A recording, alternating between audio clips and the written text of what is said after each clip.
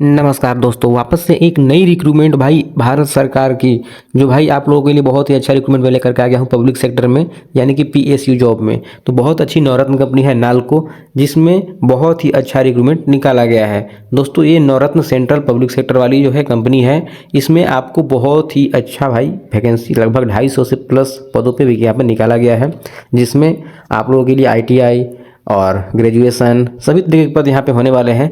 आपके पास जो क्वालिफिकेशन है आप उसके हिसाब से इस फॉर्म को भर सकते हैं। फॉर्म भरने में मात्र 100 रुपये लगेंगे। नो निगेटिव मार्किंग, यहाँ पे परीक्षा दो, सबका सब टिक मारो आंसर, ठीक है। इसमें निगेटिव मार्किंग भी नहीं होने वाला है, ठीक है। बाकी आप लोगों को अच्छे से हम एक्सप्लेन करने वाले हैं वन बाय वन। तो चैनल पहली बार आया सब्सक्राइब करके वीडियो को लाइक करके शेयर कर दो अपने सभी दोस्तों के साथ। देखो ये जो जॉब लोकेशन होने वाला है आपको उड़ीसा में होने वाला है, ठीक है, क्योंकि नालको कंपनी उड़ीसा में निकाली है विज्ञापन। नालको है क्या, मैंने आप लोगों को पहले ही बता दिया, नेशनल एल्युमिनियम कंपनी लिमिटेड है, यानी कि नवरत्न कंपनी ये है, होने वाली है भारत सरकार के अंडर में है, यानी कि भारत सरकार अंडरटेकिंग ये होने वाली है। इसमें नॉन एजुकेटिव भाई पद होने वाले हैं और बाकी ITI वाले भी पद होने वाले हैं। तो आप लोग कमेंट करके बताओ आपके पास क्या क्वालिफिकेशन है। अभी हम अच्छे से चर्चा करने वाले हैं। आप लोगों को मैंने बता दिया कि जॉब कहाँ होने वाली है। जॉब आपका भाई उड़ीसा में होने वाला है, ठीक है। देखो ये रिक्रूटमेंट निकाली गई है, इसका भाई एडवर्टाइजमेंट नंबर यहाँ पे दिया गया है 10-26-02-13, ठीक है। बाकी ये जो है 14/5/2026 को यहाँ पे पब्लिक हो चुकी है। वैसे इसमें किस तरीके से पद होने वाले हैं यहाँ पे सब कुछ मैं दिखाऊंगा स्टेप बाय स्टेप, ठीक है। फॉर्म आपको ऑनलाइन बोर्ड में भरने हैं। सैलरी अच्छी खासी यहाँ पे मिलने वाली है, 29,500, 3% इंक्रीमेंट, ठीक है। और यहाँ पे बाकी जो इसमें आपका बनता है भाई, सैलरी के साथ साथ अलाउंस बहुत ही ज़्यादा संख्या में अलाउंस मिलते हैं यहाँ पे, यानी कि सैलरी बहुत अच्छी खासी होती है। तो सैलरी की बात बाद में होगी, पहले बात करते हैं कि फॉर्म कब से यहाँ पे भरे जा रहे हैं। तो दोस्तों यहाँ पे 21/5/2026 से फॉर्म भाई एप्लीकेशन ऑनलाइन सबमिशन स्टार्ट हो जाएगा। लास्ट डेट 10/6/2026 होने वाली है, ठीक है। आप लोगों को अपना एज कैलकुलेट कर लेना है, उम्र सीमा 10/6/2026 से, ठीक है। आप लोगों को सबका एज बताऊंगा किस कैटेगरी में कितने एज होने चाहिए लोगों को फॉर्म भरने के लिए। सबसे पहले आप लोग यहाँ पे अपना देखो किस तरीके से पोस्ट है। ऑपरेटर का पोस्ट है HEMM, उसके बाद माइनिंग मेट का है, जूनियर फोरमैन का है, जूनियर फोरमैन इलेक्ट्रिकल का है और ऑपरेटर का है। बहुत सारे पद है, फिटर इलेक्ट्रिकल, और जो BSc किए हैं, BSc में आपका केमिस्ट्री चाहिए। हर एक चीज़ के बारे में आपको बताऊंगा, ये सब सारे पद हैं। तो यहाँ पे कुल 13 तरीके के पद होने वाले हैं। और बात करें यहाँ पे कि इसमें अब आप लोगों के लिए एलिजिबिलिटी चाहिए, तो एलिजिबिलिटी सबसे पहले बताते हैं वन बाय वन करके, ठीक है। जिससे जैसे पद है सब पद के हिसाब से, यानी कि सबसे पहले ऑपरेटर की बात करते हैं। ऑपरेटर HEMM, ठीक है। यहाँ पे 10th pass with ITI NCVT या फिर NCVT, ठीक है। 2 सालों का कोर्स होना चाहिए इन मैकेनिक मोटर व्हीकल, ये जो ट्रेड है इसी ट्रेड में, ठीक है। और अगर ये नहीं है तो 1 year duration in diesel mechanic trade, ये दोनों में से आपके पास कोई भी ITI कैटेगरी होना चाहिए। उसके बाद अप्रेंटिसशिप सर्टिफिकेट इन MMV और डीजल मैकेनिक ट्रेड रिक्वायर्ड, ठीक है। हैवी आपका जो है वैलिड हैवी ड्राइविंग लाइसेंस चाहिए, क्योंकि भाई यहाँ पे ड्राइविंग लाइसेंस जर्न भाई बहुत ज़्यादा ज़रूरी है, क्योंकि जो पद है वो है ऑपरेटर HEMM, तो बहुत बड़ा मशीन आपको चलाने के लिए यहाँ पे मिलता है। बाकी ये एक चीज़ मैं बताता हूँ, ये जो भाई माइनिंग का भाई विज्ञापन निकाला गया है, तो इसमें फर्स्ट एड ट्रेनिंग सर्टिफिकेट आपको यहाँ पे सभी में लगभग ये सब पद में आपको मिलेंगे, ठीक है। आगे बात करते हैं, दूसरा पद है माइनिंग मेट का। इसमें 10th पास क्वालिफिकेशन बोली गई है और वैलिड माइनिंग मेट सर्टिफिकेट का डिमांड किया गया है, जो कि इशू होना चाहिए DGMS से। और जो मैंने पहले बताया था कि फर्स्ट एड सर्टिफिकेट, तो ये फर्स्ट एड का सर्टिफिकेट आपको चाहिए ही चाहिए, ठीक है। इसमें भी आगे है जूनियर फोरमैन का माइंस से डिप्लोमा इन माइनिंग या फिर माइनिंग इंजीनियरिंग जो किए हैं, वैलिड माइनिंग फोरमैन सर्टिफिकेट उनके पास होना चाहिए। उस भाई कहाँ से इशू होना चाहिए, DGMS से, ठीक है। तो ये चीज़ आप लोगों को अच्छे से पता होना चाहिए। अगला पद है जूनियर फोरमैन इलेक्ट्रिकल का, तो full time diploma in electrical engineering for, यहाँ पे देखो डिप्लोमा का भी निकाला गया है, ITI का भी निकाला गया है, ग्रेजुएशन पे भी निकाला गया है।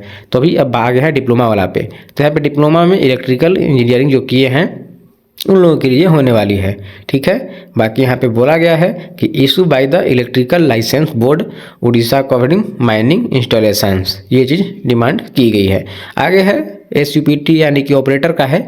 ये ऑपरेटर में यहाँ पे 10th पास बोला गया है विथ ITI, इलेक्ट्रॉनिक्स मैकेनिक या फिर टेक्नीशियन में आपका मेकाट्रॉनिक्स और इलेक्ट्रीशियन, इंस्ट्रूमेंटेशन और इंस्ट्रूमेंट मैकेनिक, फीटर ट्रेड, ये जो भी कोर्स हैं ये सब कोर्स 2 साल के हैं। तो ये सारे कोर्स में से कोई कोर्स आपके पास होना चाहिए। उसके साथ अप्रेंटिसशिप सर्टिफिकेट रिक्वायर्ड है।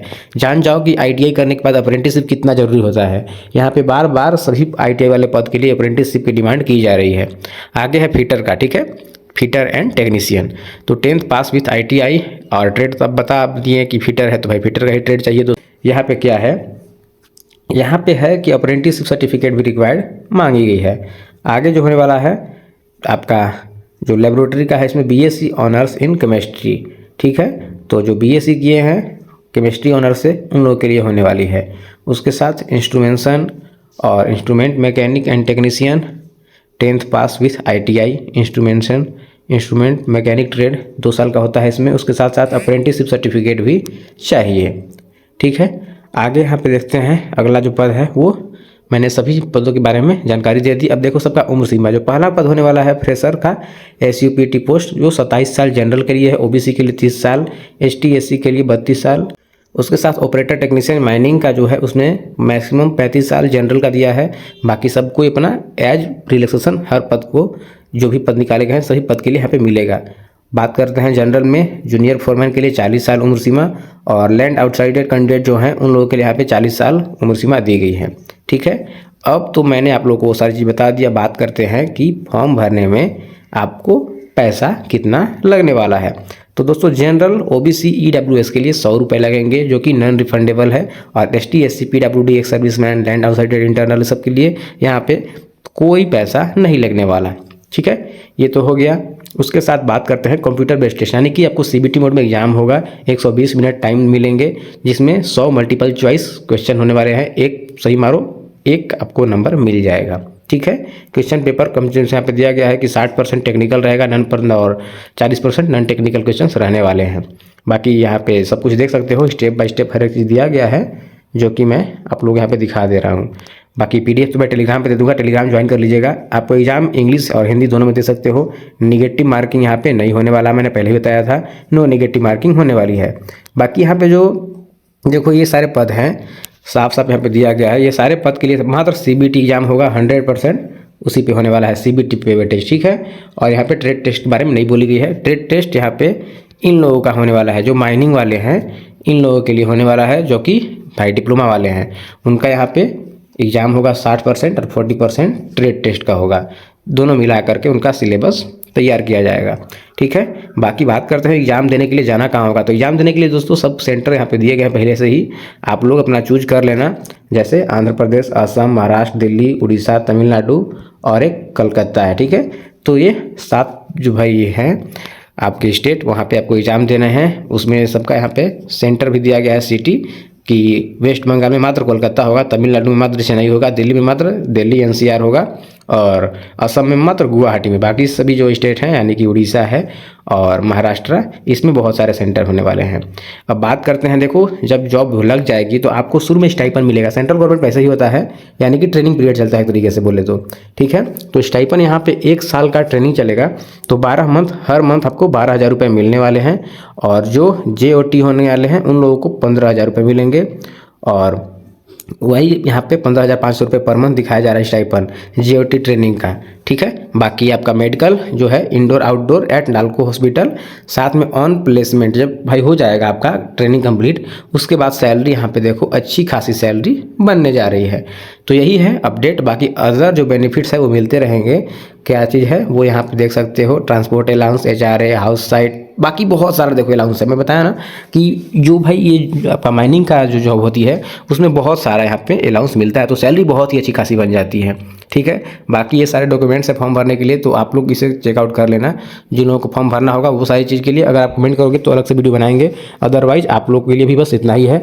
बाकी कमेंट कीजिए, उसके साथ ही आपको नेक्स्ट वीडियो में बता दिया जाएगा। आते हैं एक और नई वीडियो के साथ, तब तक अपना ख्याल रखना, गुड बाय।